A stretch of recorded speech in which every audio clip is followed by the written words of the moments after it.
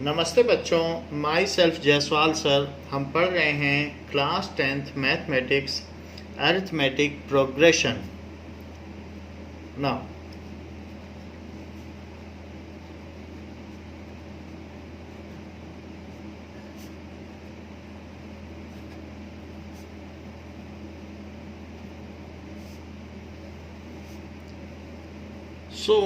Arithmetic progression इसका मतलब होता है कि समांतर श्रेणी।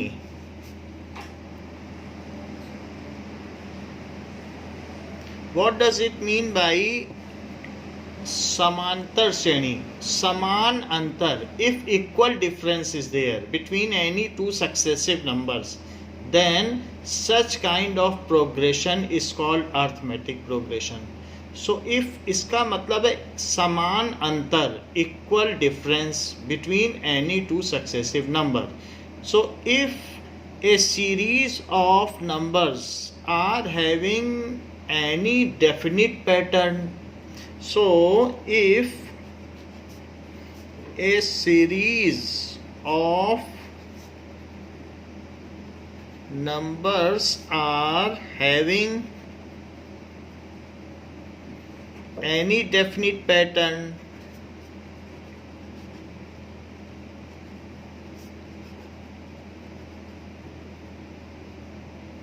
so that next number can be predicted based on that pattern, so that fourth coming, जो आगे आने वाला नंबर है, fourth coming number can be predicted based on that pattern, then such series is called progression. Series is called progression. उस चीज को progression कहते हैं। नाउ जो प्रोग्रेशन होते हैं वो तीन तरीके के होते हैं, जिसमें से हमें अभी तो एक पढ़ा दिया जाएगा, बाकी जो दो हैं वो 11th में पढ़ाए जाएंगे। तो अभी हमें पढ़ाया जा रहा है अरिथमेटिक प्रोग्रेशन, फिर ज्योमेट्रिक प्रोग्रेशन, और थर्ड इज हार्मोनिक प्रोग्रेशन। सो तीन तरीके के प्रोग्रेशन हैं।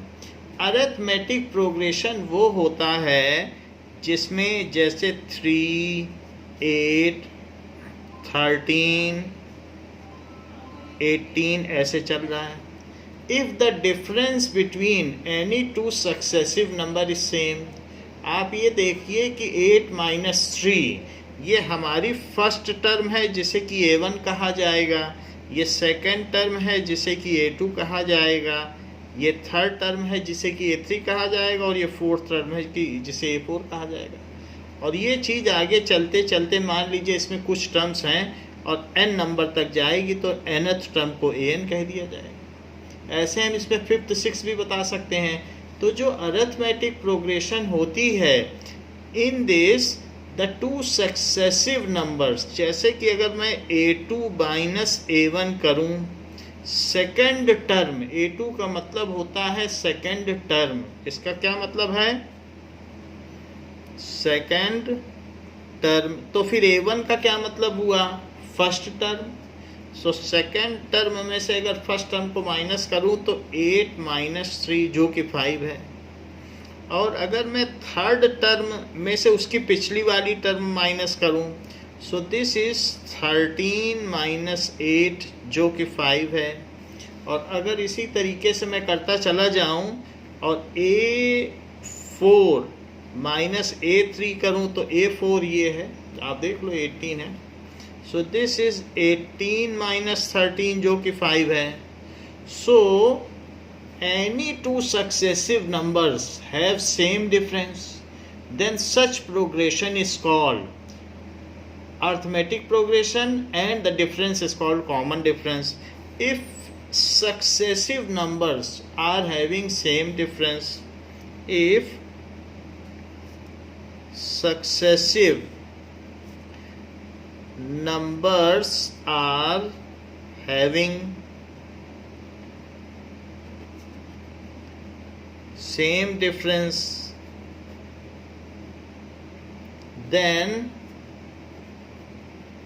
such progression is called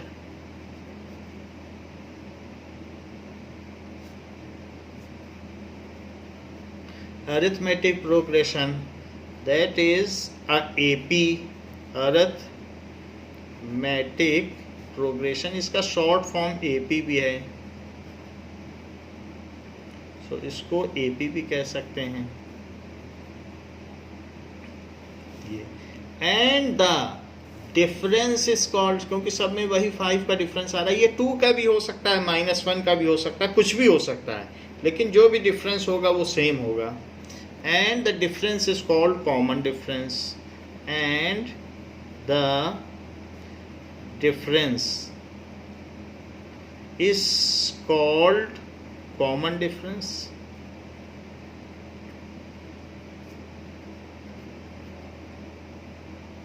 और इसको D कहेंगे कॉमन डिफरेंस को.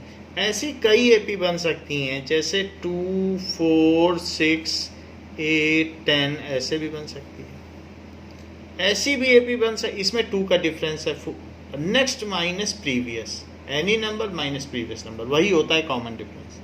हमेशा कभी भी अगर कॉमन डिफरेंस निकालना है तो कोई नंबर लो और उसके पहले वाला नंबर लो. अब इनकी कुछ भी वैल्यू रखो, 4 डालोगे तो 4 - 3, fourth term minus third term, तो फोर्थ माइनस थर्ड टर्म या कुछ भी हो उसे ही D कहेंगे. तो ये हमारा कॉमन डिफरेंस का फार्मूला हो गया, ये चीज़ है.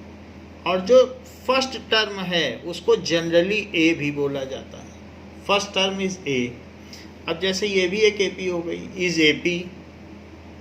ऐसे ही अगर आप ये कहें कि 2, 2, 2, 2 ऐसे, तो ये भी एक AP है, बट ये कांस्टेंट AP है जिसका कॉमन डिफरेंस 0 है. ये ग्रो नहीं कर रही है, लेकिन है तो कॉमन डिफरेंस, तो ये AP है. सो इसका नाम हो जाएगा कांस्टेंट AP, है तो AP. तो इस तरीके से हमने देख लिया कि एक होता है अरिथमेटिक प्रोग्रेशन, एक होता है ज्योमेट्रिक प्रोग्रेशन. यहाँ हमने कॉमन डिफरेंस की बात की. अब मान लीजिए कोई ऐसा नंबर होता 2, 2 square, 2 cube, 2 to the power 4 ऐसे बढ़ रहा है. यहाँ पर भी इन टर्म्स को हम A1, A2, A3 और A4 कह सकते हैं. तो इसमें कभी भी जो A2/A1 है वो क्या है, it is equals to 2 square by 2 जो कि 2 है. A3/A2 क्या हुआ, 2 क्यूब बाई 2 स्क्वायर जो कि 2 है. और A4/A3 क्या हुआ, 2 to the power 4 by 2 cube वो 2 है. तो इसको कहते हैं कि if successive numbers are in common ratio, उनका रेशो सेम है. If successive numbers are having same ratio, तो आप मल्टीप्लाई करते जाओ, 2 2 से अगला आ जाएगा, जो रेशो है उससे मल्टीप्लाई कर दिया जाता है तो अगला नंबर आ जाता है. If successive numbers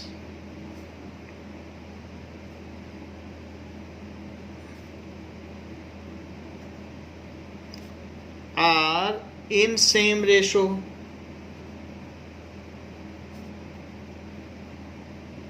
then it is geometric progression. उसको कहेंगे GP, ऊपर लिखा है ना geometric, इसको कहेंगे GP. And common ratio is called R. ये जो भी चीज़ है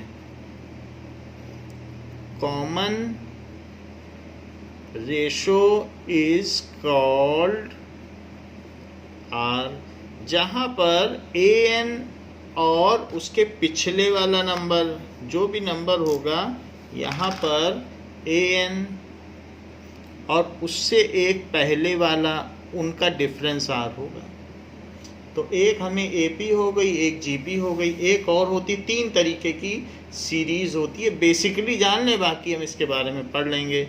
इस केस में क्या होता है कि 1/3, 1/8, 1/13, 1/18, अगर डिनोमिनेटर में एपी चले, जैसे ये था, इनका डिफरेंस अब अलग अलग आएगा, लेकिन डिनोमिनेटर में एपी चले। If in any progression denominator is in AP, then it is called harmonic progression. If in any progression, इनका डिफरेंस भी इक्वल नहीं आएगा, इनका कुछ इक्वल नहीं आएगा। If in any progression denominator is in AP, is in AP.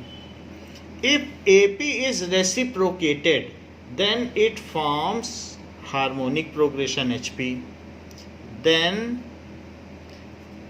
it is HP. If, तो harmonic progression हो जाएगा। इफ AP is reciprocated, उल्टा कर दिया जाए, if AP is reciprocated यानी inverted, reciprocated, then it forms HP, तो ये हार्मोनिक प्रोग्रेशन बना देगी। तो हम लोग जो पढ़ेंगे अभी 10th के लिए तो यही है, फिर ये दोनों 11th के लिए हो जाएंगी। बट आपको ये जानना चाहिए AP, GP, HP 3 तरीके की होती हैं। कोई पूछ ले तो AP क्या है, GP क्या है, HP क्या है, तो इस तरीके से होगा। अब हम देखते हैं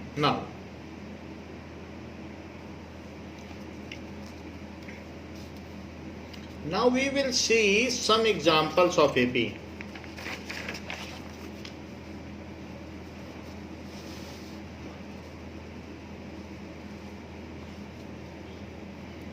Like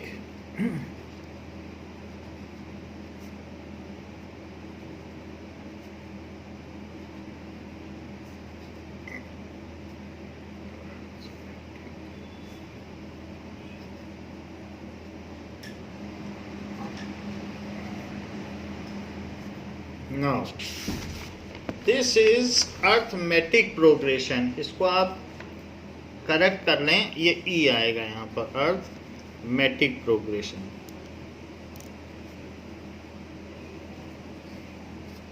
इसी तरीके से यहाँ पर भी आप करेक्ट कर लें, अर्थमेटिक प्रोग्रेशन, जहाँ पर भी हो ई कर लें। नाउ अर्थमेटिक प्रोग्रेशन, कई तरीके की एपी आपकी बुक में दी गई हैं, हम लोग देखेंगे। तो इसमें फर्स्ट एग्जांपल दिया गया है 1, 2, 3, 4, जो नेचुरल नंबर्स हैं वो सब एपी में होते हैं, क्योंकि इनमें 1 का कॉमन डिफरेंस है। सो कॉमन डिफरेंस 2 - 1 करो और 3 - 2 करो और 4 - 3 करो, तो यहाँ हमको पता चल जाएगा कि A1 is 1, A2 is 2, A3 is 3, A4 is 4, as A2 minus A1 जो है वो 2 - 1 है, वो 1 है, और A3 minus A2 वो 3 - 2 है, वो भी 1 है, और A4 minus A3 that is 4 - 3 है, वो भी 1 है। सो एज, अब इसके आगे आप कंक्लूड करोगे कि A2 minus A1 is A3 minus A2 is A4 minus A3. So the above progression is in AP. So above progression is in AP. तो उसको कहा जाएगा कि ये जो प्रोग्रेशन है वो AP में है, ऐसे माना जाएगा। और मान लीजिए ये तो प्रोग्रेशन है और इसे 1 + 2 + 3 + 4 लिख दिया जाए और ऐसे लिखते चला जाए, तो ये कहा जाएगा अरिथमेटिक सीरीज। जब प्लस लगा दोगे तो सीरीज बोल जाएगा, इज कॉल्ड अरिथमेटिक सीरीज। सो और कॉमा लगाओगे तो प्रोग्रेशन। सो इस तरीके से भी है। तो हमारा ये है कि एज दीज आर दिस, सो ये इक्वल है। ये कभी आपसे कहा जाएगा कि प्रूव करो कि एपी में है, तो ऐसे ही प्रूव करना पड़ेगा कि कॉमन डिफरेंस सेम है and that is equals to 1। Here common difference is 1। Common या CD भी लिख सकते हो, डिफरेंस इज इक्वल्स टू 1, जिसको D कहा जाता है। ऐसे ही अगर आपको दूसरी सीरीज दी जाए, दैट इज 100, 70, 40 और 10, तो यहाँ पर A2 minus A1 is 70 minus 100, तो बड़े वाले का साइन आएगा, डिफरेंस तो करोगे ही।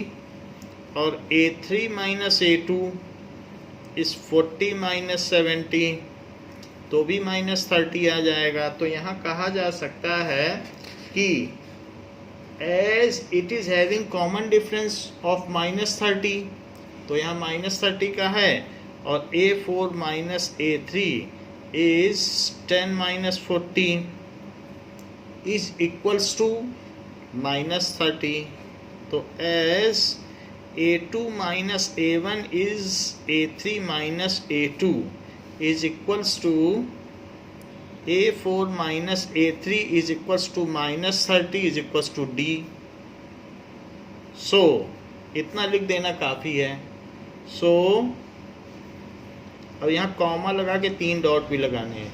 So above progression is in AP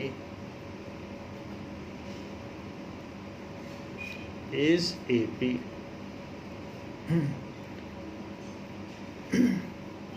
जैसे कि निगेटिव इंटीजर्स भी एपी में हो सकते हैं, -2, -3, -2, -1, 0, 1, 2, 3, ये एक तरीके की प्रोग्रेशन है। आप इसमें देख लीजिए, अगली टर्म अगर सिमिलर वैल्यू ऐड करने से अगली टर्म आ जाए सभी में, तो ये मान लिया जाएगा वो एपी है। जैसे पहला वाला देखो, अगर मैं इसमें 1 ऐड करूं तो अगली टर्म, 1 ऐड करूं तो अगली टर्म, 1 ऐड करूं तो अगली टर्म, तो एपी हुआ। यहाँ देखिए, यहाँ पर अगर मैं -30 ऐड करूं तो नेक्स्ट टर्म, -30 ऐड करूं तो नेक्स्ट टर्म, -30 ऐड करूं तो नेक्स्ट टर्म। तो कॉमन डिफरेंस ऐसी चीज़ होती है जिसको ऐड करके नई टर्म, नेक्स्ट टर्म पाई जा सकती है। जैसे यहाँ पर देखें कि कोई भी जो एपी होगी वो इस फॉर्म में होगी, A plus D, A plus 2D, एक एक D ऐड करते चले जाओ, एक और D ऐड कर दो तो A प्लस 3D, फिर एक और D ऐड कर दो तो 4D। तो ऐसा जब भी होगा is in AP, is in AP। अब आप इसको A1, A2, A3, A4 और A5 लिख सकते हैं। तो ये AP में होगा। तो AP में है, आप डिफरेंस करके देख लो। जब इसमें से ये सब्ट्रैक्ट करोगे तो D आएगा। तो जैसे अगर मैं आपसे कहूँ कि A2 माइनस A1 करो तो क्या आएगा? A2 माइनस A1 करने से A plus D minus A, तो D आया। A3 माइनस A2 करने से A plus 2D minus A plus D, ऐसे कर लो। तो इसमें क्या होगा, A से तो A कट जाएगा और 2 माइनस 2D माइनस D से फिर D आ जाएगा। और इसी तरीके से A4 minus A3 is A plus 2D, तो इस तरीके से A plus 3D minus A plus 2D। तो यहाँ पर क्या आ जाएगा, A से A कट जाएगा, अपोजिट है तो ये D। तो यहाँ हम देख रहे हैं कि जो हमारी टर्म है A4, तो A4 में A प्लस 3D आ रहा है, क्योंकि D का आना ही सेकंड टर्म से शुरू हुआ है, और फिफ्थ टर्म में 4D आ रहा है। तो nth टर्म में क्या आएगा? सो मान लीजिए अगर आपको nth टर्म निकालनी हो, जैसे जो भी टर्म होगी उसमें एक D कम आएगा, तो A plus n minus 1D, So this is the formula of nth term of AP. ये क्या है? Formula of nth term of AP. ये जो फार्मूला है ये आपकी पहली एक्सरसाइज पूरी करवा देगा आपको, तो इससे आपकी फर्स्ट एक्सरसाइज कंप्लीट हो जाएगी और साथ ही साथ सेकंड एक्सरसाइज बस इसी फार्मूले से हो जाएगी। तो आपने देखा ना, फिफ्थ टर्म है तो a+4d, फर्स्ट टर्म को तो खैर a कहा जाता है, a1 को a कहा जाएगा, तो a is the first term, a यहाँ पे क्या है? First term. d क्या है बताइए? Common difference. तो n है नंबर ऑफ टर्म। जैसे अगर आपको a16 निकालना है, 16th टर्म का मतलब a16, तो a प्लस 16 माइनस 1 जो कि 15 होता है, तो a प्लस 15d कर देना अगर 16 टर्म चाहिए। 4 चाहिए a4, तो a plus 3d, 4 minus 1, a4 चाहिए तो a प्लस 3d, ऐसे आप कर लीजिएगा। नाउ अब बात आती है जबकि हम लोगों को फार्मूला मिल चुका है, so let us find solve some question. AP दो तरीके की होती है, एक होती है कि इनफाइनाइट एपी और दूसरी होती है फाइनाइट एपी। अगर एपी कहीं टर्मिनेट न करे, so AP is of two type. So AP या तो हो सकती है फाइनाइट एपी या हो सकती है इनफाइनाइट एपी। जैसे नेचुरल नंबर की सीरीज है वो इनफाइनाइट एपी है। If it has finite number of term, if AP has, जैसे हम लोग रिकरिंग डिपॉजिट करते हैं तो बोलेगा आपको 10 किस्तें जमा करनी है, if you have to deposit 10 installments, तो ये एक फाइनाइट एपी है और वो कहेगा हर इंस्टॉलमेंट में 100 रुपये ज़्यादा देना। तो if AP has finite terms, number of terms, तो वो फाइनाइट एपी है। This has infinite number of terms,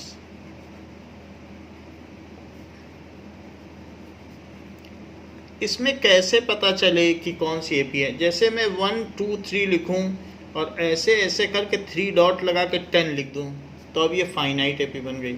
और मैं 1 2 3 लिखूं और ऐसे कॉमा लगा के 3 डॉट लिखूं और लास्ट नंबर ना लिखूं, तो ये इनफाइनाइट है वही चीज़। लेकिन अगर मैं nth नंबर लिख देता हूं तो इसमें हमें पता चल गया इट कंटेन्स 10 टर्म्स, इसमें ये ग्रो करती रहेगी, इसे रोक नहीं सकता कोई। सो इस तरीके से हम ये कह सकते हैं। नाउ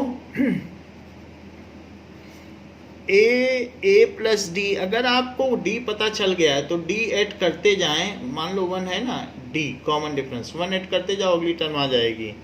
ए प्लस 2d, ए प्लस 3d, और जो लास्ट टर्म होगी ए प्लस n माइनस 1d, ये है। और यहाँ भी कॉमा लगेगा, कॉमा फिर 3 डॉट लगेगा, हमने एक ज़्यादा लगा दिया है तो 3 डॉट, कॉमा 3 डॉट फिर कॉमा और फिर लास्ट नंबर, ये an है। इस जनरल फॉर्म ऑफ एपी,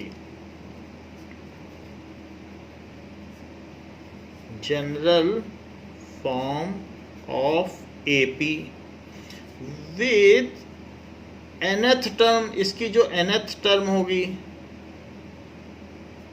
वो हमने पीछे आपको बता ही दिया था, a plus n minus 1d।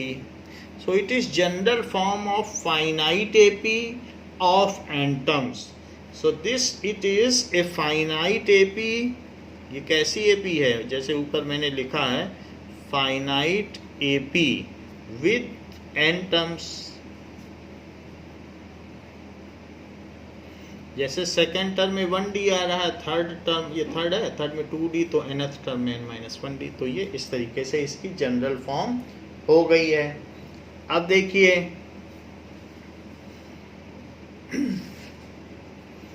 Example 1,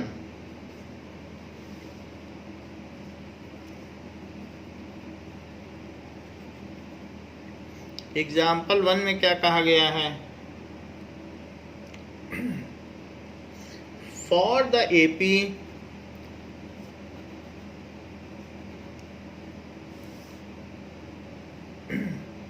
three by two, 1/2, -1/2 और -3/2. Write the first term A and the common difference D. Write the first term A and the common difference D.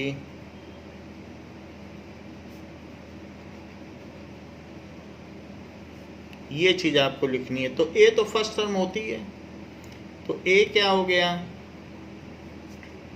3/2 लिख दीजिए। अब कॉमन डिफरेंस देखते हैं। ये कह रहा है कि ये एपी है, तो आपको चेक नहीं करना, जस्टिफाई नहीं करना है, सिंपली A2 - A1 कर दो, वही कॉमन डिफरेंस है। So D is equals to A2 - A1. This is 1/2 -3/2.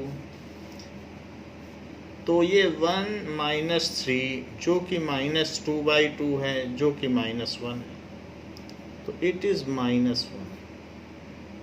तो इस तरीके से पता चल गया कि कॉमन डिफरेंस हो गया -1. सो D इज इक्वल्स टू -1. इस पे भी रेक्टेंगल लगा दें और इस पे भी रेक्टेंगल लगा दें कि ये हमारा फर्स्ट टर्म हो गई होगा, या फिर लास्ट में आप एक स्टेटमेंट लिख दें कि first term is this and common difference is this. अब देखिए बुक में ऐसा स्टेटमेंट लिखा गया है, विच of the following list of numbers form an AP. Which of the following list of numbers. जब तक कोई पैटर्न ना हो तो उसे हम सीरीज नहीं कह सकते हैं, तो इसलिए लिस्ट ऑफ नंबर या ग्रुप ऑफ नंबर कहा जा रहा है. List of numbers form an AP. If they form an AP, write the next two term. If they form an AP,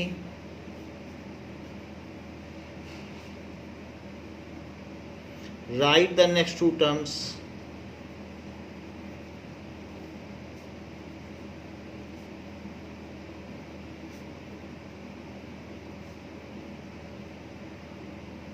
अब इसमें हमको उसी तरीके से जांच करनी होगी जैसे हमने थोड़ी देर पहले आपको बताया है. तो मैं 1 by 1 लेता हूँ. 4, 10, 16, 22. 4, 10, 16, 22. तो ये ग्रोइंग एपी है, ये फाइनाइट नहीं, चलती चली जाएगी. सो इसलिए A2 - A1, 10 - 4 जो कि 6 हुआ, और ये भी 6 हुआ, और A4 - A3 भी 6 हुआ. तो इसलिए कहा जा सकता है कि एज जो बीच की टर्म होती है उसे k माना जा सकता है. As AK - AK - 1 is same for all terms, is same for all terms. k एक जनरल टर्म है, n होने पे लास्ट टर्म होती है, k कोई बीच की टर्म है, तो ऐसे k लिख देते हैं. ठीक है, फॉर ऑल टर्म्स तो कोई भी टर्म और उससे पहले वाली term. So it is an AP. So अब जब एपी हो गई तो उसका कॉमन डिफरेंस भी होगा. With common difference, common difference और फर्स्ट टर्म, किसी भी अगर ये दो चीज़ें आपको कोई बता दे तो आप एपी जनरेट कर ले जाओगे, क्योंकि एपी जनरेट करने के लिए आपको फर्स्ट टर्म चाहिए और डी चाहिए, तो डी जोड़ते चले जाओ. अगर दो चीज़ कोई आपको बता दे तो आपके हाथ में एपी है. पहली टर्म क्या है और साथ में क्या जोड़ना है। वो डी निगेटिव भी हो सकता है, जैसे हमारे में -30 आया था थोड़ी देर पहले। तो फर्स्ट टर्म का ये अगर कोई आपसे पूछे कि एपी क्या है तो उसको फर्स्ट टर्म और कॉमन डिफरेंस बता देना। तो ये चीज़ होती है। तो इसलिए with it is an AP with common difference, या सी डी भी लिखते हैं, कॉमन डिफरेंस 6, ये 6। तो पहली चीज हो गई जो कि एपी है। नेक्स्ट देखिए इसी का सेकंड पार्ट। तो इसमें क्या है, कहा गया है 1 -1 -3 -5। तो इसमें A2 माइनस A1 करो, -1 माइनस और 1, तो A2 है और A2 माइनस A1 किया तो -2 आ गया। A3 माइनस A2 करिए, -3 और -1, it is -3 + 1, it is -2। A4 minus A3 करिए जो कि -3, सो -5, तो ये भी -2 आ गया।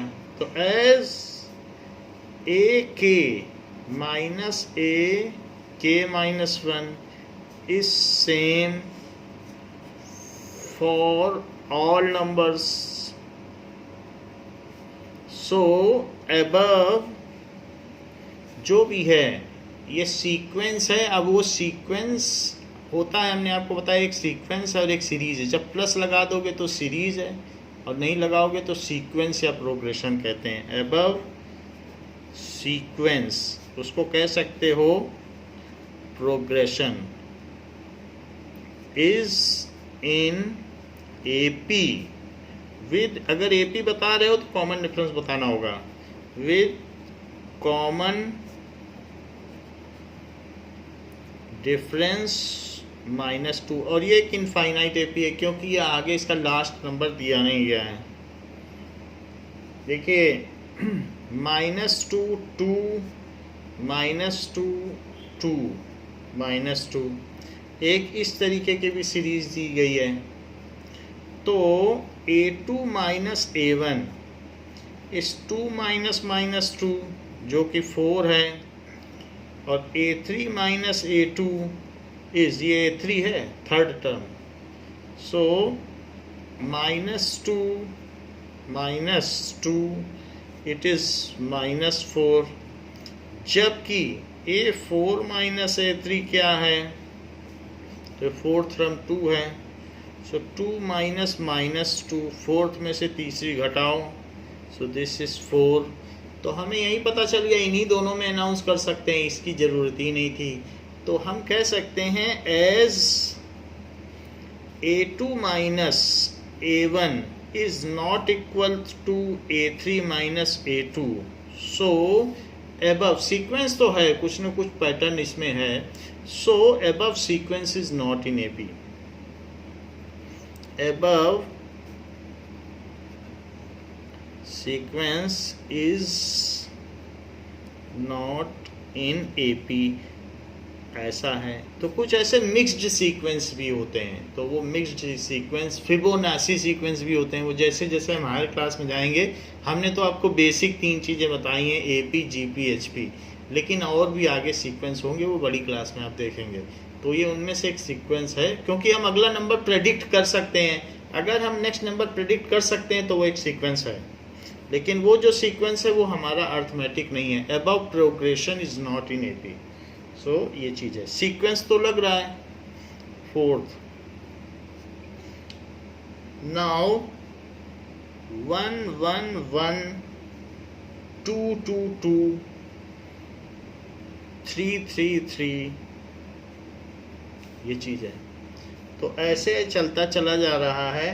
तो आप इसमें क्या करें, आप इसमें A4 माइनस A3 कर लें, A4 minus A3 is equals to क्या हो जाएगा, तो इट इज़ 2 माइनस 1 वो 1 है, और A5 माइनस A4 करो, मतलब उसकी नेक्स्ट वाली में तो ये पाँचवीं टर्म में 1 2 3 4 5 पाँचवीं और चौथी को घटाओ तो 2 माइनस 2 वो 0 हो गया। तो इसलिए A4 minus A3 is not equal to A5 minus A4। So above sequence is not in APC। कुछ तो हमें पता चल रहा है 4 4 4 आएगा। सो above sequence is not in AP। अब देखो जो जो चीज़ें AP में थीं उनमें हमें नेक्स्ट 2 टर्म्स भी बतानी है। कह रहा है अगर AP में है तो नेक्स्ट 2 टर्म्स बताओ। तो जो पहला वाला आपने क्वेश्चन किया है वहाँ ये AP में था, क्योंकि 6 6 आ रहा है तो ये कह रहा है ना राइट द नेक्स्ट 2 टर्म्स। तो आप इसमें नेक्स्ट 2 टर्म्स लिखिए। तो आपको 4 तक दी हैं, तो बताओ A5 को क्या लिखोगे, A प्लस 4D। अभी ऊपर फार्मूला बताया है कि नहीं, AN is equals to A plus N minus 1D। तो जो भी टर्म होगी उससे यहाँ पे एक कम रहेगा। तो इसलिए 4 करना है, A5 निकालना है पाँचवीं टर्म, तो A प्लस 5 माइनस 1D उतना नहीं लिखा जाता, सीधे ही लिख दिया जाता है। 5 है तो यहाँ 4। तो A कितना है बताइए, A यहाँ 4 है फर्स्ट टर्म, और D कितना आया है 6। तो इसलिए 4 प्लस 24 जो कि 28 हो गया, और 6 टर्म क्या होगा A प्लस 5D। जो भी यहाँ नंबर होगा उससे एक कम होगा क्योंकि N माइनस 1D है। तो इसलिए A है 4, ये देखो 4 है, और D कितना है, ये सब 6 है D, तो 5 इंटू D। तो 4 प्लस D की जगह 6 लिखा जाएगा, तो 6 हो गया। 4 प्लस 30 तो कितना हो जाएगा 34। तो 28 एंड 34 आर नेक्स्ट 2 टर्म्स। ऐसा स्टेटमेंट आपको लिखना पड़ेगा, क्योंकि जो पूछ रहा है अब इस तरीके के स्टेटमेंट बेस्ड क्वेश्चन में आपको लिखना पड़ेगा। यहाँ देखिए ये भी AP है, AP में सब में -2 आ रहा है। तो अब आपको A4 चाहिए, 4 तो दिए ही हैं, अब आपको A5 चाहिए। सो A5 को क्या करोगे, A प्लस 4D। A कितना है 1, D कितना है -2, तो इसलिए 1 माइनस 8 तो -7। वैसे भी अगला -7 ही आने वाला था। और A6 A प्लस 5D जितना यहाँ है उससे एक कम लिखो यहाँ D में। तो A है 1, A देख लो फर्स्ट टर्म 1 होती है, यहाँ है 1, और प्लस 5 इंटू D कितना है -2, तो 1 माइनस 10 कितना हुआ -9। तो ऐसा लिख देना next 2 terms 5th and 6th terms are -7 and -9 respectively. ये स्टेटमेंट में लिख देना। ये AP में नहीं है तो इसलिए इसको कुछ करना नहीं है, ये भी AP में नहीं है तो यहाँ पर भी हमें कुछ नहीं करना है। Now we will come to exercise 5.1।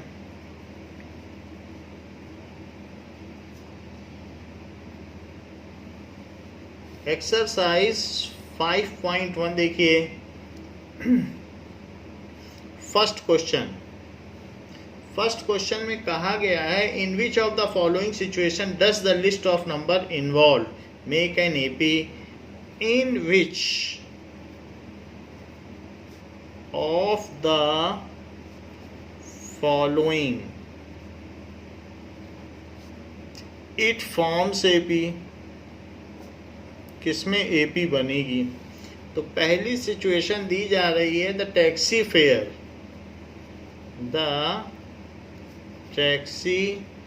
Fair after each kilometre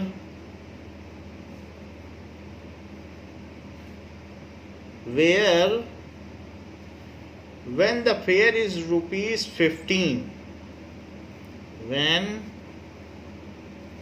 The fare is rupees 15 for the first kilometer,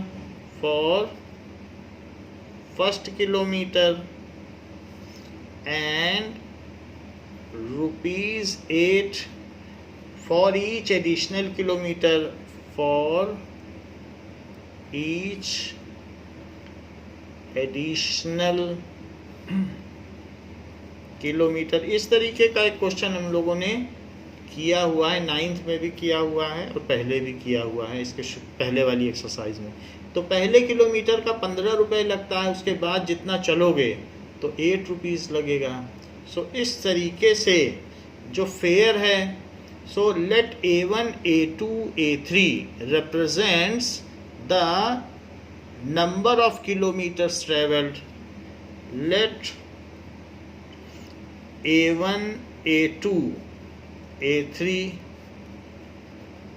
represents fare of first, second, 1, 2, 3 kilometers. Fare for 1, 2, 3 kilometers respectively. यानी जो A1 है वो 1 किलोमीटर का फेयर है, A2 है वो 2 kilometre का fair है। तो यहाँ पर हम कह सकते हैं कि फेयर फॉर 1 किलोमीटर,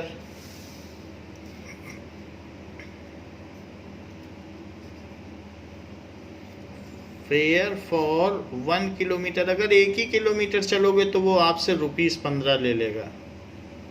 और फेयर फॉर 2 किलोमीटर, तो पहले किलोमीटर का ₹15 लेगा और अगले किलोमीटर का ₹8 लेगा। ये आपकी A1 टर्म हो गई, दैट इज़ ₹23, जो कि A2 टर्म हो गई, 2 किलोमीटर चले। और फेयर फॉर 3 किलोमीटर, तो ₹15 पहले किलोमीटर का, और जो 2 एडिशनल चले हो तो उसके लिए ₹8 × 2, it is equals to ₹15 + 16 is equals to ₹31 is equals to A3। इससे ज़्यादा करने की ज़रूरत नहीं है। सो इसलिए fair for subsequent kilometres starting from first kilometre, so fair for subsequent kilometers starting from first kilometer, वो हो जाएगा ₹15, ₹23, ₹31 और फिर ऐसे। तो इसलिए अगर मैं A2 - A1 करूं तो 23 - 15 जो कि 8 आ जाएगा, और A3 - A2 करूं तो 31 - 23 जो कि 8 आ जाएगा। So as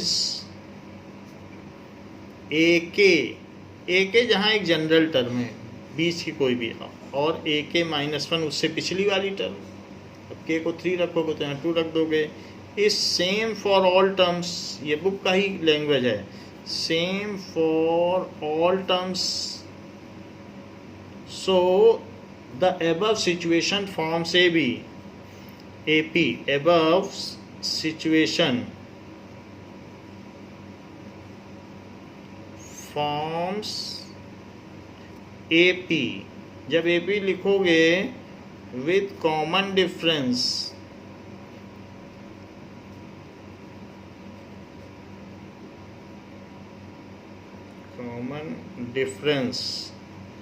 D is equals to 8, ये चीज़ हो जाती है। तो इससे हमें पता चल गया कि AP हमें दिखाना है। तो जो सिचुएशन है सेकंड से क्या है, the amount of air present, the amount of air present in cylinder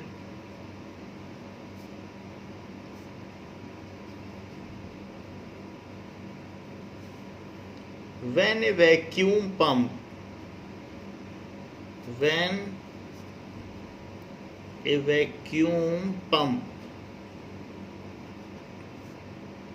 removes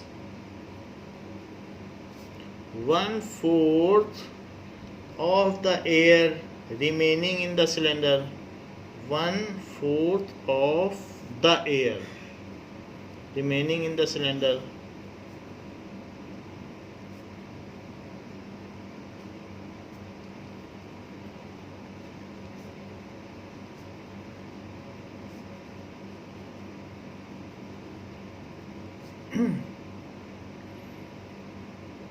at a time, जैसे कि इसमें बताया गया है, अगर आपके पास कोई सिलेंडर है और सिलेंडर में से आप हवा निकालना चाहते हैं, so this is cylinder, now you want to suck the air by using vacuum pump. तो कोई यहाँ पंप लगा है, तो उस पंप से इसकी एयर निकालोगे। तो उसने कहा जितनी बार आप इसे ऑन ऑफ करोगे एयर निकालने की कोशिश, तो जितनी एयर है उसकी 1/4 ही निकालेगा। फिर ऑन ऑफ करोगे तो अब जो बच गई है फिर से उसकी भी 1/4 ही निकालेगा। ऐसा नहीं होगा कि पहली बार में 1/4 निकाल ले, दूसरी बार में 1/4, तीसरी बार में 1/4 और चौथी बार में 1/4 तो खाली हो जाए। खाली कभी भी नहीं होता है। जितनी इसमें एयर है, जब भी बाहर से कोई डाकू आएंगे, कहेंगे जितना पैसा है उसका आधा दे दो, तो आधा ले जाएंगे। फिर आएंगे तो कहेंगे तुम्हारे पास जितना है तुम आधा दे दो, आधा तुम खाओ। फिर आएंगे तो इस तरीके से वो कभी भी पूरा तुम्हारा खाली नहीं करेंगे, जिससे आधा तुम्हारे पास भी रहे। तो वैसे ही इसके अंदर जो भी एयर है उसमें से ये 1/4 निकाल लेगा, बाकी 3/4 रह जाएगी। So let air after first suction कितनी है? इनिशियल एयर इसकी V है। लेट बिफोर सक्शन मतलब निकालने, खींचने के बाद पहले जो वॉल्यूम ऑफ एयर है वो कितनी है, is equals to V units, या V लीटर है, लीटर में भी ले सकते हो। तो अब आफ्टर फर्स्ट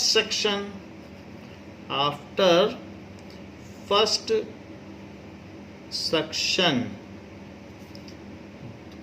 पहला सेक्शन हुआ तो कितनी एयर रिमूव हुई उसमें? सो एयर रिमूव्ड जितनी है उसकी 1/4 रिमूव होगी, इज 1/4 ऑफ V, इतना हो जाएगा। ठीक है, इतनी रिमूव हो गई तो बची कितनी? इतनी थी, इसमें V थी लेकिन इतनी खींच ली गई, जैसे ही बटन दबाई इतनी बाहर चली गई, तो बची कितनी?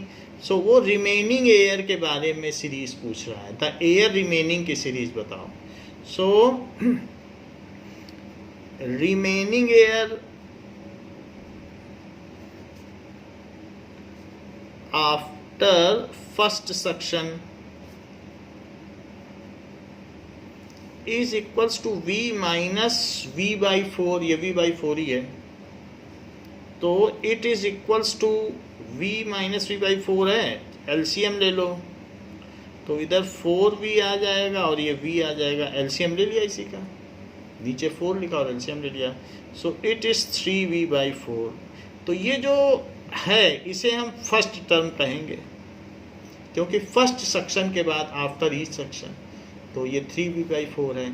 इसी तरीके से air removed after second section,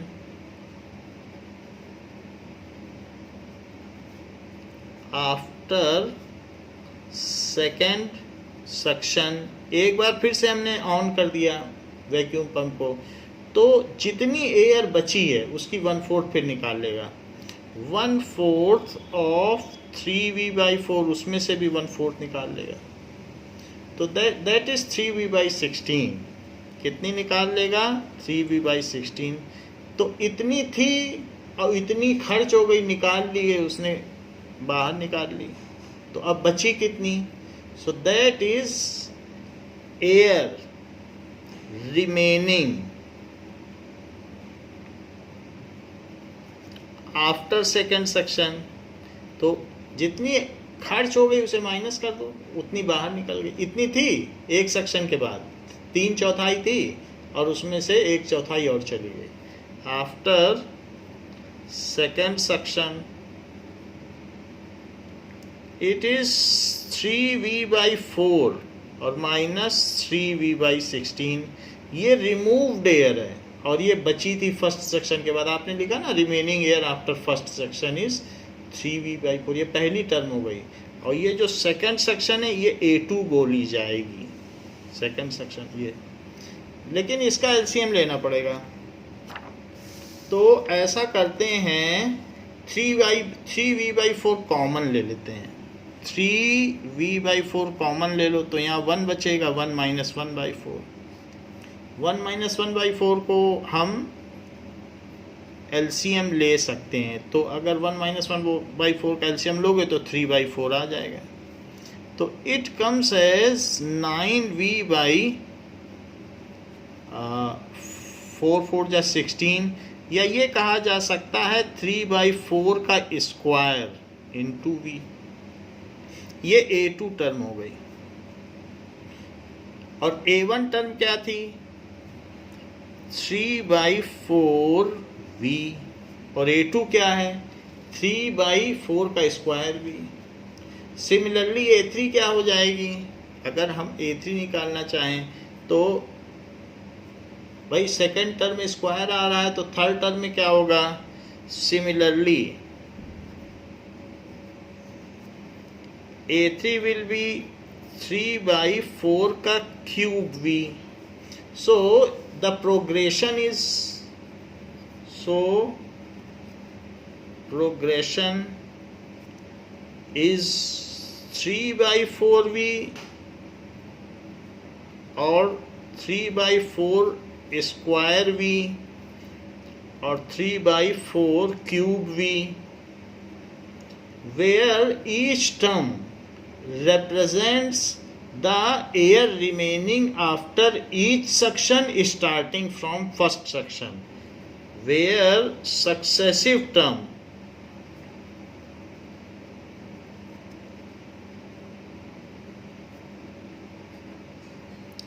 represent air remaining in cylinder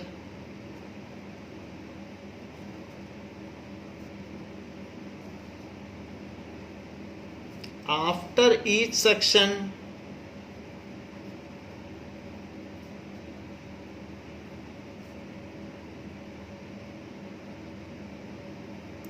starting from first section।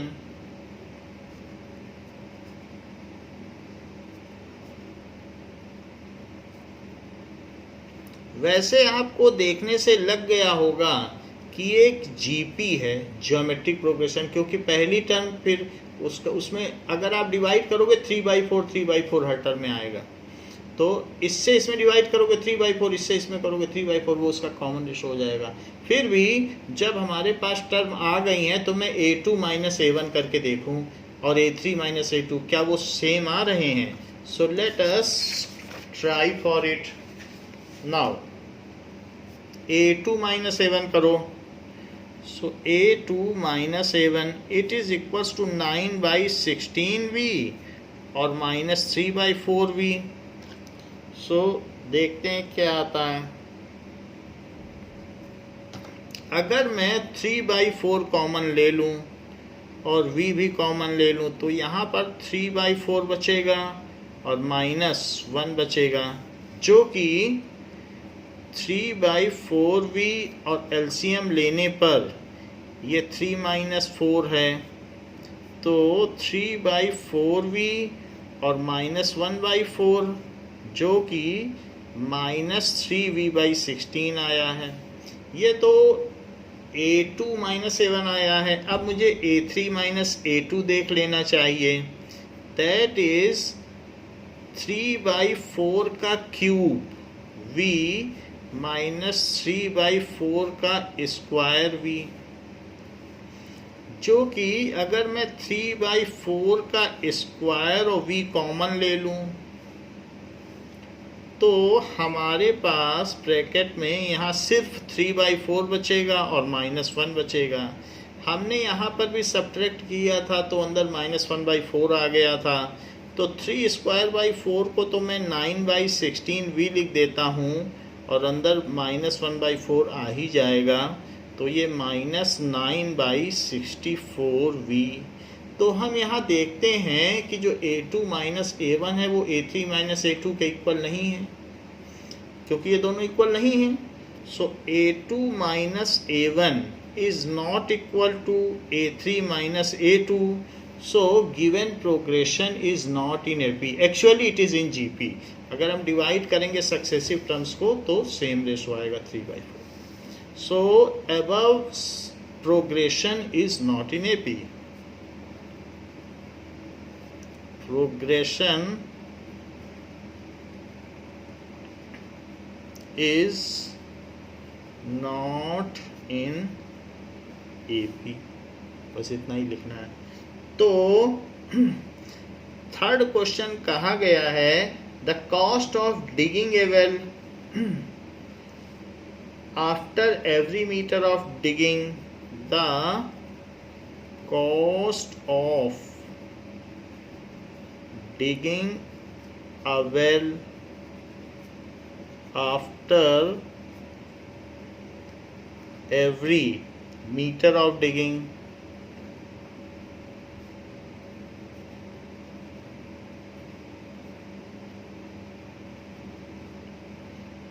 when it costs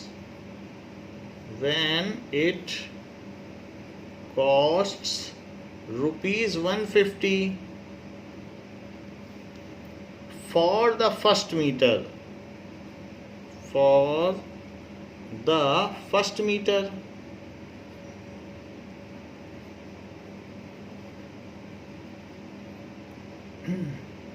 and rises by ₹50 and rises by ₹50 for each subsequent meter,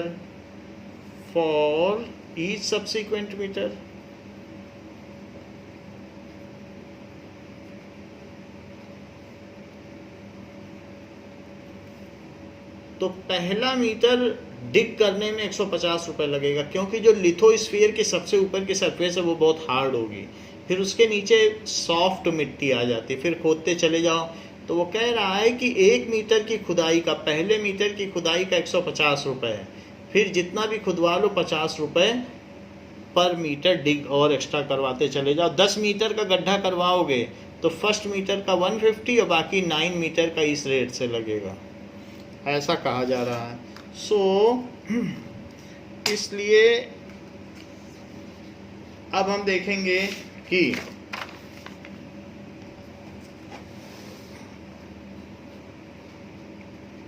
यहाँ पर so cost of 1 metre digging, cost of first metre digging, it is equals to ₹150. It is A1. Cost of 2 meter digging, 2 नहीं second ने लिखना, 2 metre. So it is ₹150 और plus ₹50 extra. This is ₹200 is A2 and cost of 3 meter digging, तो पहले metre का तो आपको 150 देना पड़ेगा, वो हार्ड सरफेस होती, बाकी जो 2 मीटर बचे उसका ₹50 में 2 का मल्टीप्लाई कर लो, वो 50 रुपये के से लगेगा। अब सेकंड थर्ड जितने भी कराओगे उनका पैसा कम लगेगा। सो इट इज़ ₹150 और प्लस 100, इट इज़ ₹250। ये A3 हो गया, बस 3 टर्म ठीक है। So the following, in the following sequence the successive term represent the cost of digging starting from first meter. So subsequent terms represent total cost of digging for each extra meter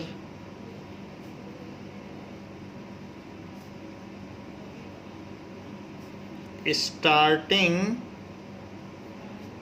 from first metre. तो first metre से अगर हम start करें और each extra metre की digging करते चले जाएं तो वो हो जाएगी ₹150, ₹200, ₹250 और फिर कॉमा लगाते चले जाओ। नाउ A2 माइनस A1 क्या है? That is 200 minus 150, so it is ₹50। और A3 माइनस A2 क्या है? ये भी ₹50 है। तो ये कहा जा सकता है कि as AK minus AK minus 1 is same for all terms.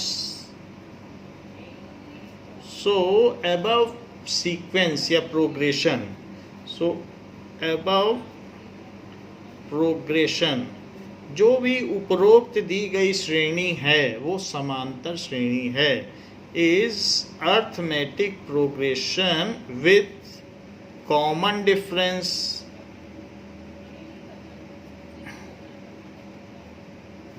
D is equals to ₹50। तो ये बात हो गई। कहा गया है कि the amount of money in the account every year, the amount of money in the account every year when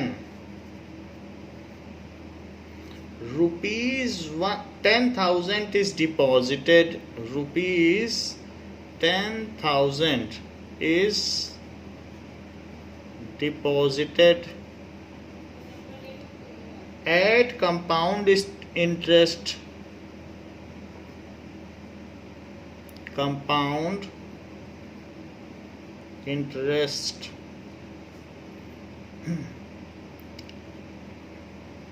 at 8% per annum।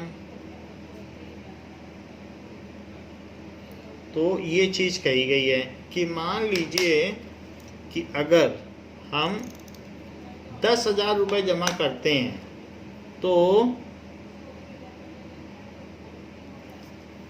हर साल हमको हमारा मनी कितना हो जाएगा? Amount of money in account. तो आपको जो फर्स्ट ईयर में इंटरेस्ट मिलेगा अगले साल में उस पर भी इंटरेस्ट मिलेगा। जैसे मान लीजिए 10,000 जमा किए और एक साल में 10,500 हो गए, तो अब नेक्स्ट ईयर में आपको जो भी इंटरेस्ट मिलेगा वो 10,000 पे नहीं मिलेगा, 10,500 पे मिलेगा, तो वो ज़्यादा इंटरेस्ट होगा। इस तरीके के इंटरेस्ट को कंपाउंड इंटरेस्ट कहते हैं। You are getting interest on interest, interest is added into your principal amount and you are again getting interest। तो इस तरीके से ये जो होता है इंटरेस्ट ऑन इंटरेस्ट माना जाता है। इसको चक्रवृद्धि ब्याज कहते हैं। Now we will see that the amount, और जैसे आपको एक फार्मूला मालूम है कि एक साल में 100 रुपये पे ₹8 मिल रहा है पर एनम एक साल में, तो इतने रुपये पे कितना रुपये मिलेगा एक साल में? तो वो चीज़ हो जाएगी कि इंटरेस्ट क्या होता है? इंटरेस्ट इज इक्वल्स टू आपको ₹8 मिल रहा है, तो ये रेट हो गया रेट। तो रेट पर ₹100 में होता है, तो जो भी होता है पर ₹100 में, ₹8 पर ₹100। तो आपका अमाउंट कितना है? 10,000। इसको कहते हैं कि प्रिंसिपल अमाउंट।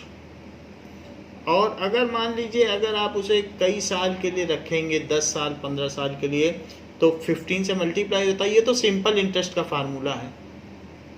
तो सिंपल इंटरेस्ट का फार्मूला है कि PRT by 100, that is I is equals to PRT by 100। कितने साल के लिए रखेंगे, हम इसी फार्मूले से कंपाउंड इंटरेस्ट निकालेंगे। जरा देखिए कि interest after 1 year,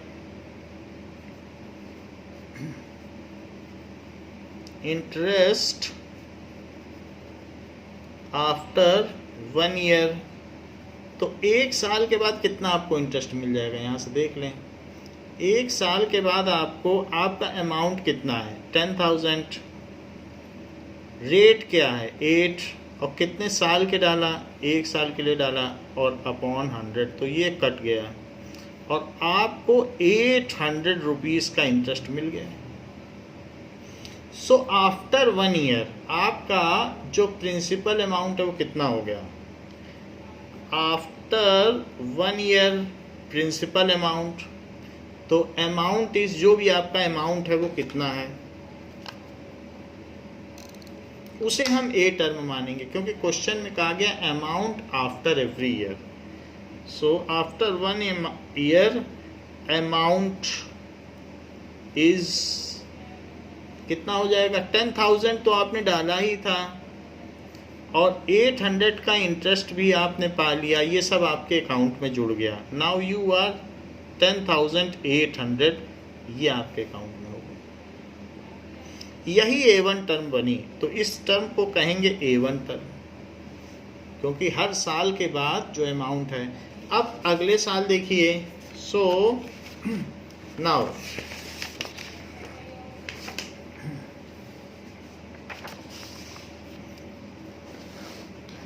interest on second year, second year में कितना इंटरेस्ट है, सो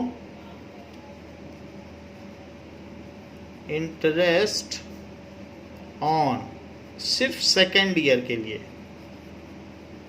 फिर से वही फार्मूला लगा दीजिए कि 1 साल के लिए डाल रहे हो तो PRT by 100, so it is equals to, लेकिन 1 साल का है कि अगले साल कितना मिलेगा, तो प्रिंसिपल अमाउंट 10,800 हो गया, रेट कितना है 8 रुपीज़ पर 100 रुपीज़, और कितने साल के लिए, नेक्स्ट ईयर के लिए डाला 1 साल के लिए। आपने बोला कि हम इतना पैसा 1 साल के लिए फिर डाल रहे हैं, तो बैंक ने मान लिया जो आपका इंटरेस्ट था आपने कहा उसको उसी में रहने दो और मैं अब इतना डाल रहा हूँ, तो बैंक ने कहा ठीक है, तो इस चीज़ को कंपाउंड इंटरेस्ट कहते हैं।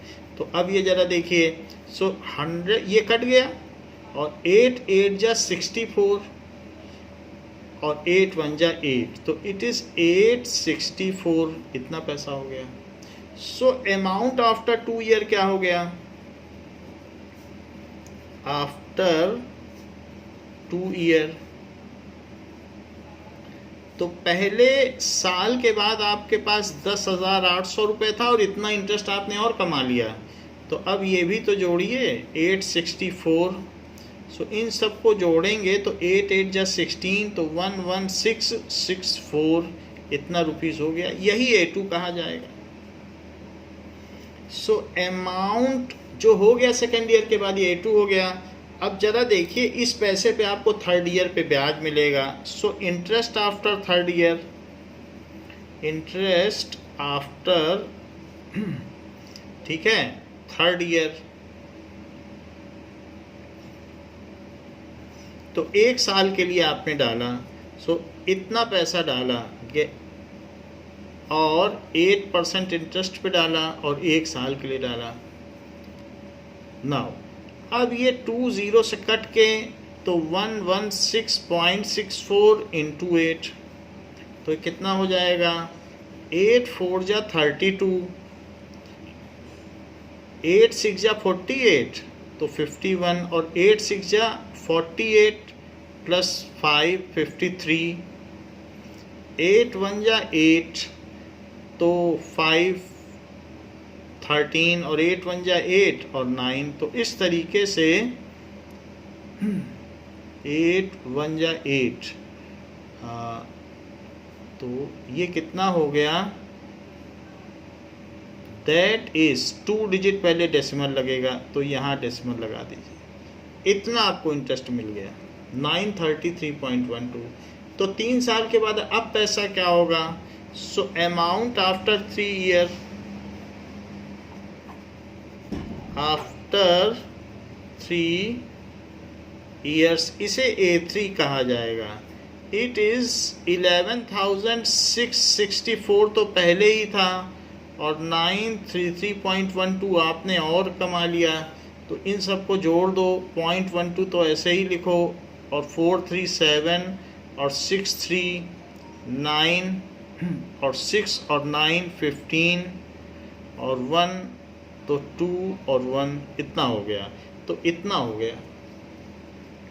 So amount in subsequent year starting from after 1 year, amount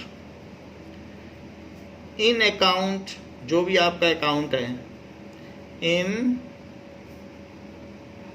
subsequent year starting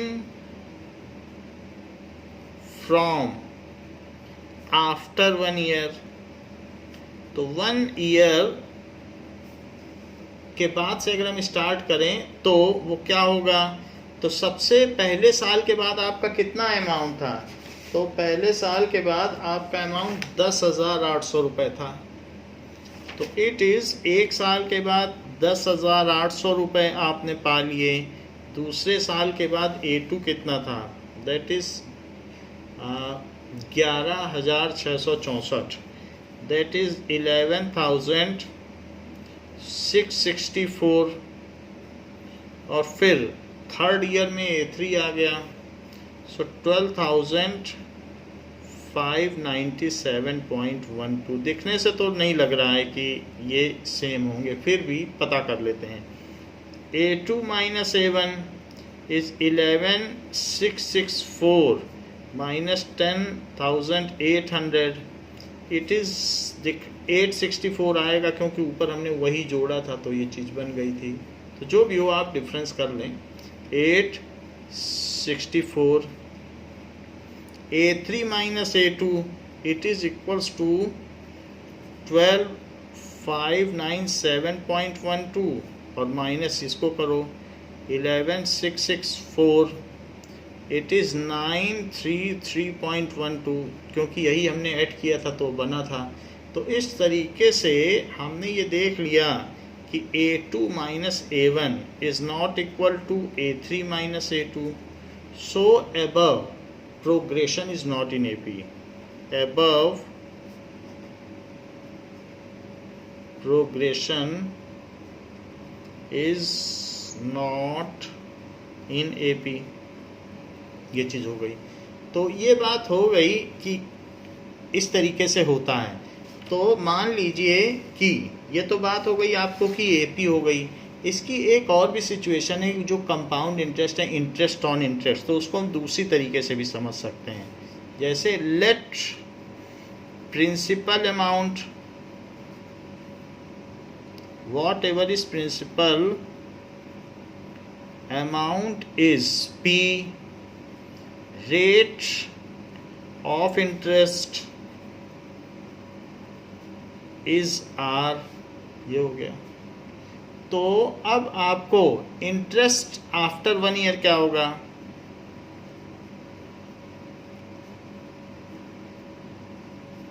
1 year PRT by 100 कर रहा हूं, तो PRT by 100 that is PR by 100.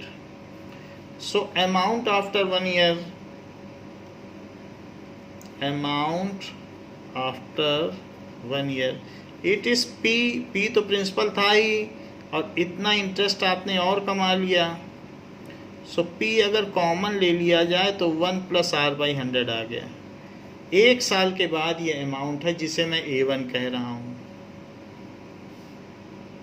अब देखो नेक्स्ट ईयर में इंटरेस्ट कितना मिलेगा। सो यहीं से अब आपका पैसा ये हो गया, तो इसलिए interest on next year, on second year, तो फिर से PRT बाई 100 लगा दो। तो P लेकिन ये माना जाएगा क्योंकि इस पैसे पे इंटरेस्ट पाएंगे आप। सो पी की जगह मैं पूरा लिख रहा हूँ, P into R rate of interest वही रहेगा और 1 साल के लिए डाला और अपॉन 100 हो गया। सो ये जो चीज़ है ये R/100 इसी में मल्टीप्लाई हो जाएगी। सो this is P 1 plus R/100 और इंटू R/100 कर दो, R/100। तो वो चीज़ इसके साथ ही है, इसी में डिवीजन कर दिया, चाहे यहाँ डिवाइड कर दो चाहे कर दो यहाँ पे। अच्छा, सो अमाउंट आफ्टर 2 ईयर क्या होगा?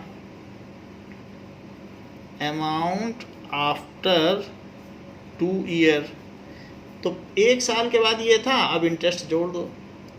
सो P1 प्लस R/100 ये तो 1 साल के बाद था और इतना आपने इंटरेस्ट और कमा लिया है R/100, तो उसी में ये ऐड कर दीजिए। तो आप इसमें से कुछ चीज़ें कॉमन ले लीजिए R/100, तो जब ये कॉमन आ जाएगा तो यहाँ 1 बचेगा और ये तो कॉमन आ गया तो यहाँ भी तो R/100 ही बचेगा। सो जो अमाउंट आफ्टर 1 ईयर है वो कितना हो जाएगा? P1 प्लस R/100 का स्क्वायर, तो ये A2 हो गया। 2 साल बाद इतना और 3 साल बाद सिमिलरली कितना हो जाएगा? A3 is equals to P1 plus R/100 का क्यूब और n ईयर्स में क्या हो जाएगा? अगर n साल के लिए आप कंपाउंड इंटरेस्ट डालते हो, ये कंपाउंड इंटरेस्ट है, interest on interest. So is the formula for compound interest is, और सिंपल इंटरेस्ट का है PRT/100। Formula for compound interest, तो जब कंपाउंड इंटरेस्ट का ये फार्मूला हो गया तो A1, A2 और A3 आपके क्या हो जाएंगे? यही वाला फार्मूला लगाओ तो 10,000 और 1 प्लस 8/100 कॉमा 10,000 1 प्लस 8/100 का स्क्वायर और 10,000 1 प्लस 8/100 का क्यूब, यही हमने लगा दिया। तो ऐसा करने पर जब हमने ये फार्मूला लगा दिया तो ये देखिए वही फार्मूला लगा दिया कि 3 साल के बाद कितना अमाउंट हो जाएगा, ये अमाउंट है। सो इसमें आप क्या कर सकते हैं, 100 इधर आ जाएगा एलसीएम लेने पे। सो 10,000 108/100, 10,000 108/100 का होल स्क्वायर और 10,000 108/100 का होल क्यूब, ये हो गया। लेकिन ये 4 से कट जाता है तो ये 22 बनेगा और 22/25 बनेगा। आप देख लो 4 2 जा 8 और 28 है तो ये बन जाएगा 27। सो इसलिए 10,000 27/25, 10,000 27/25 का स्क्वायर और 10,000 27/25 का क्यूब, ये बन गया।